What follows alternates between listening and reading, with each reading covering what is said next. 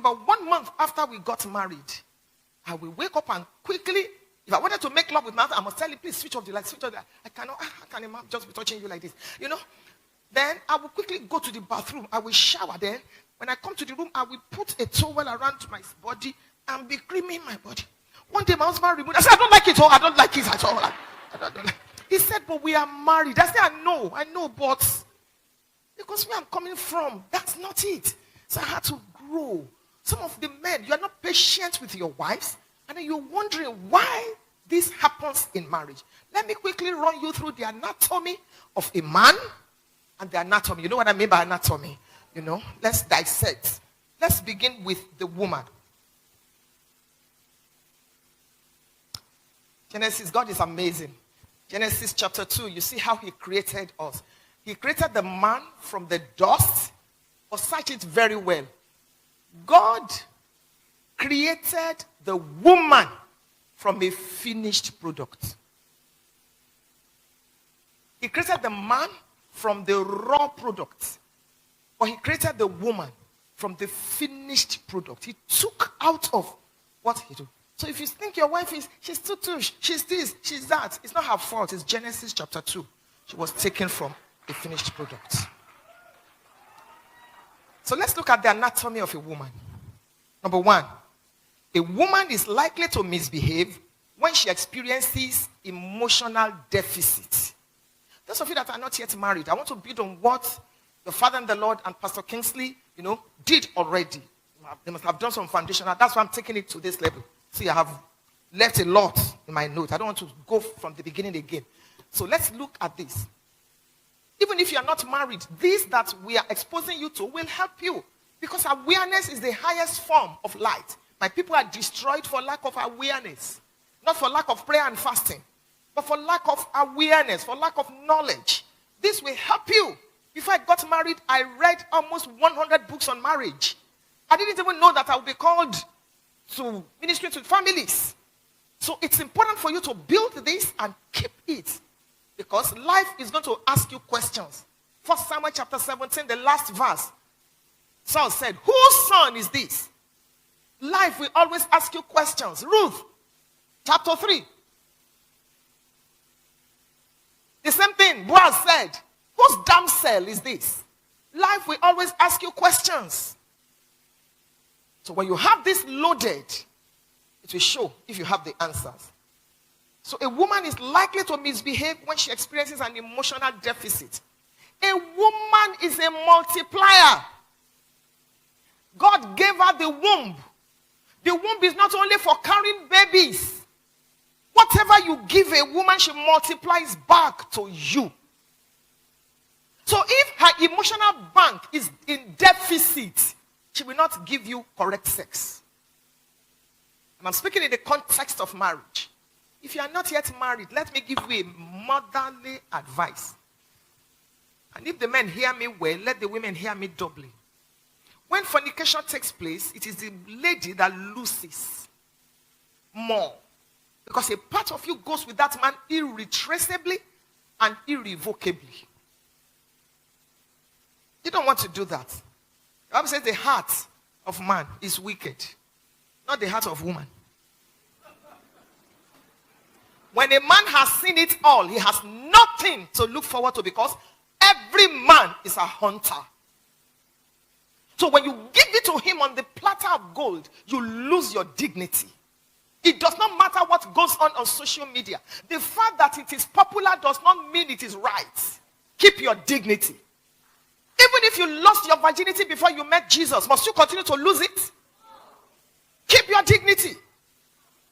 Any man that cannot wait till he puts a ring on your finger is a bicycle. Wait for your Bentley.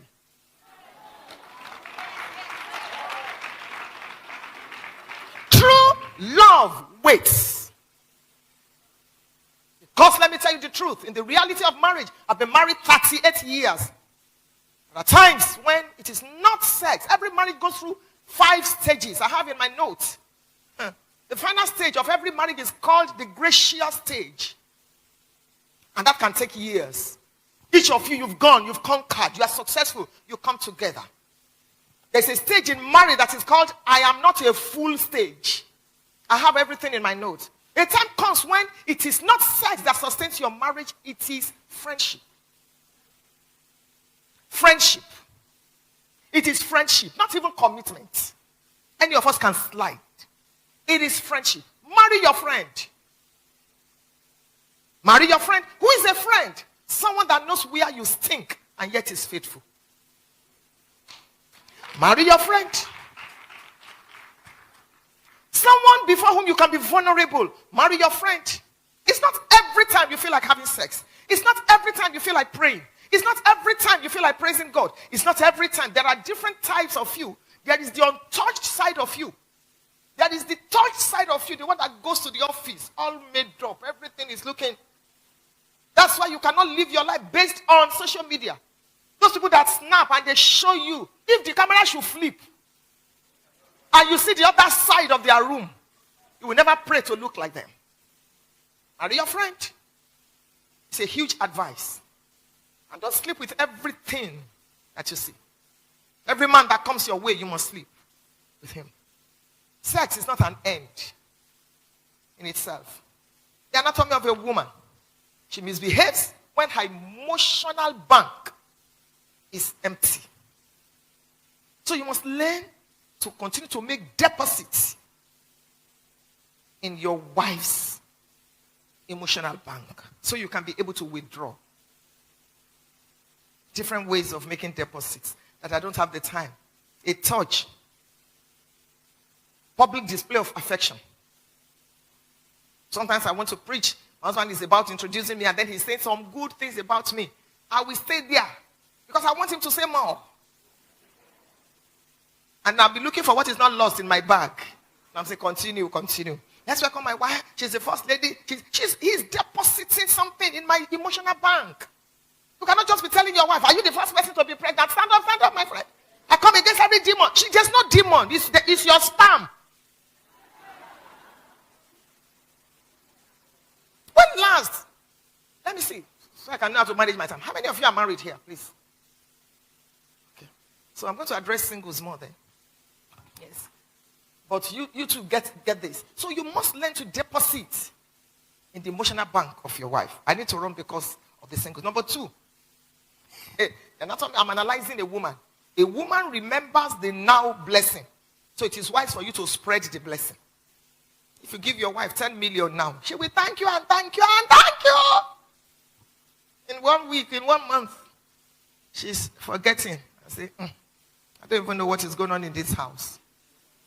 She prefers that you give her consistently.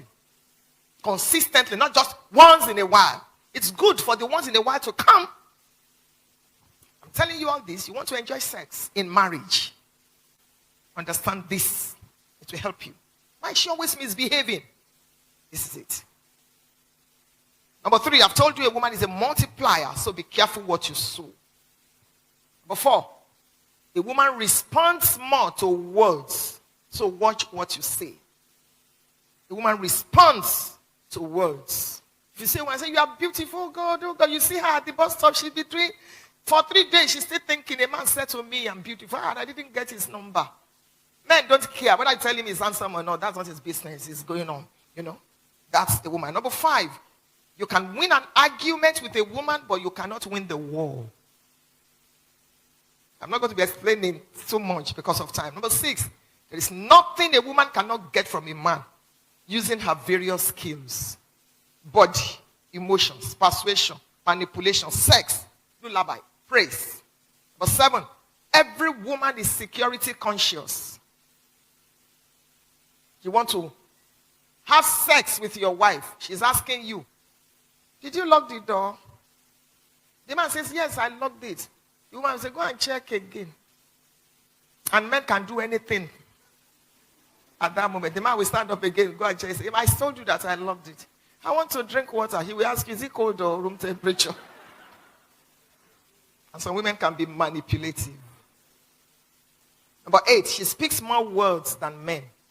Psychologists have discovered that a man speaks an average of 25,000 words per day. I'm not speaking about preachers because, they have to speak. Averagely, 25,000 words per day. A woman speaks an average of 250,000 words per day. And I believe the psychologist, because in Genesis chapter 3, when the devil approached Eve, the serpent spoke 14 words. Eve replied with 44. Go and count it. King James's version. Has God said 14 words? Adam replied with 44. Number 9. A woman remembers details more often than men. Yes. Your cousin was standing like this. She just faced like this. She just turned in front of a woman. When I was going, I saw something. The man is a headliner. He will tell you, so said I should greet you. Simple. The woman wants to tell you, so said I should greet you. You would say, when I first left, I forgot the car key. I came back. Then I peed and the gate man, motion horn. I was just open now. She just wants to tell you that I saw Reverend Charles and he said I should greet you. A man will tell you that he said I should greet you. Simple. So you're wondering, sometimes we ask my husband, is that all? 3 hours of discussion. Yeah, he said, that's the point. That's the point. It used to annoy me, but now I have come to understand that it's a man thing. Number 10, a woman is more romantic. So she wants you to touch her. She wants you to say, I love you. But I love you now. If I didn't love you, I would not marry you. That's not a woman. You must understand. She wants to hear it every time. She wants you to pull the duvet over her before she sleeps. She wants you to kiss her forehead. Marriage is hard work. Hard work. It's not for boys and girls. Some people may not make heaven because of marriage. Because there is no institution where your patience is tried like marriage.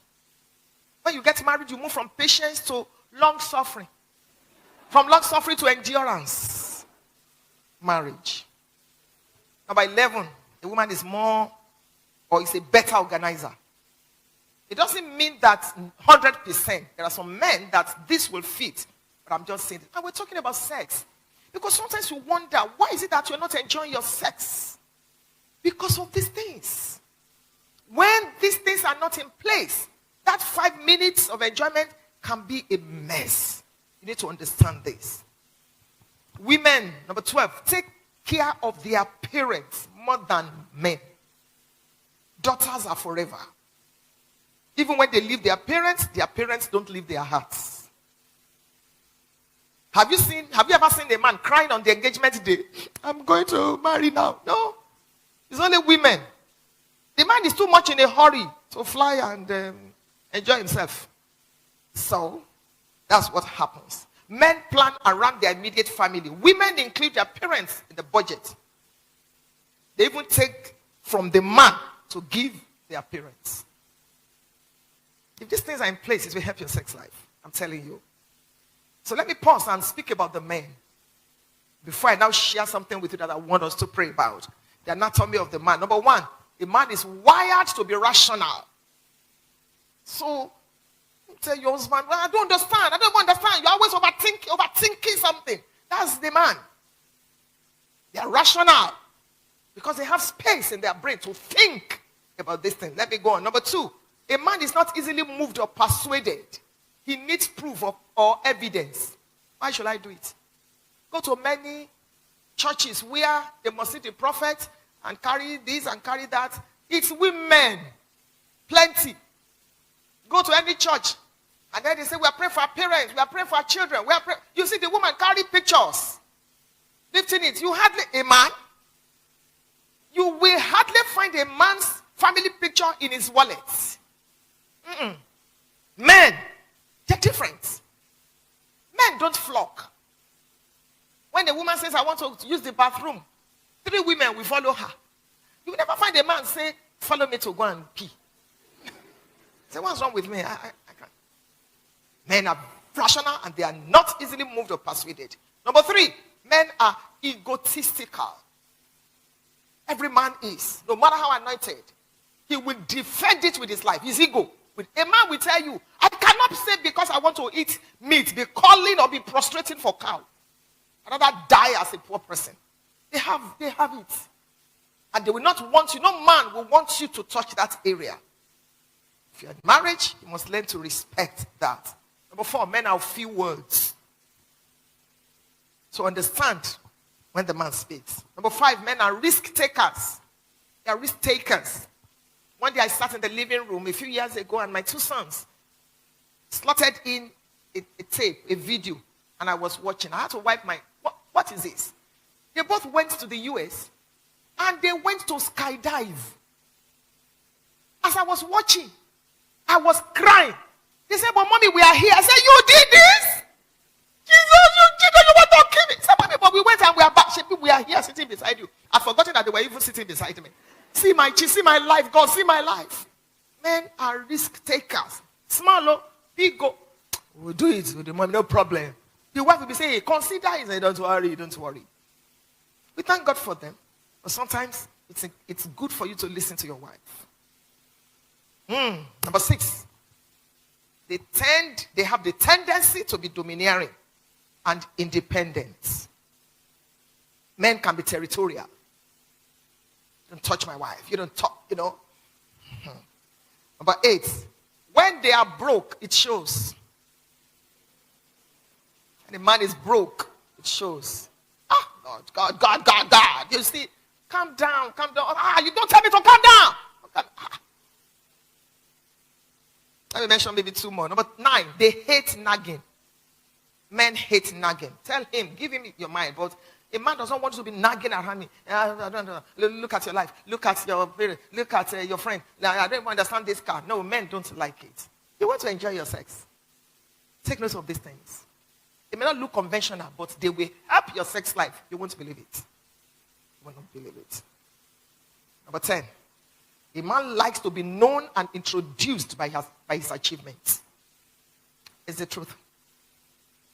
Because in the book of Genesis, chapter number 1,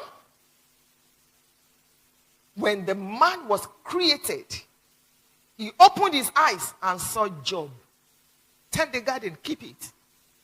When the woman was created in Genesis chapter 2, she opened her eyes and saw relationship. Wow, this is the bone of my bone and the flesh of my soul. A woman is relational. Ask a woman, excuse me, can I meet you? I'm the wife of. Ask a man, the man will tell you I'm the CEO of. That's who they are.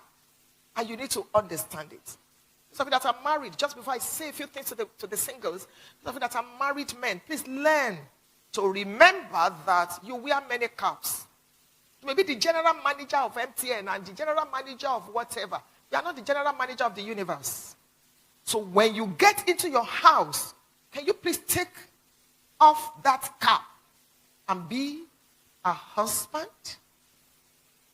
It is so sad that a lady sent a message to me, forwarded a message to me. The husband will say, come to my room for sex. Because he's the manager of, so you control everybody. Come to my room. Where's my food? It reduces you as a man. That's not how to be a man. That's not how to be a good man. And there's no way you can enjoy sex in marriage if you do that. Women, please listen to me. It doesn't matter whether I'm criticized or not. Truth is bitter. And pioneers are always first criticized, then acknowledged, then thanked, then copied. In 1903, the Wright brothers, they were bicycle repairers. When the entire world said no metal could fly in the air, for 15 seconds, they flew. The day they were going to fly, only 4 children and 2 adults showed up to mock them. They were the sons, the Wright brothers, were the sons of a reverend gentleman. When they made that announcement, their father, Reverend Wright, said, the 2 of you will rot in hell. Pioneers are always like that. The man that gave us the wireless telephone, when he first started, his friends, 4 of his friends, took him to a psychiatric hospital. Look at it today. Look at the majesty of the aviation industry today. Ladies, I said all that to say this. If the totality of your financial life depends on your husband, you're a colossal failure. Your husband is not El Shaddai, else he shall die. There is no man that can adequately meet all your financial needs. Even if the man is the one that has employed you, or is the one that do not eat with 10 fingers. Save some of the money he gives you and invest it. Even if you're a full-time housewife, do something with your life and have your own money. Even if it is selling pure water, if it is doing something online. As I stand before you today, I'm a preacher, yes. I'm a pastor's wife, yes. But I sell amala. I sell barbecue. I sell snacks. I have a mini hotel. I have a gym. I sell fabrics and outfits. I'm a coach. Because nobody becomes wealthy by salary.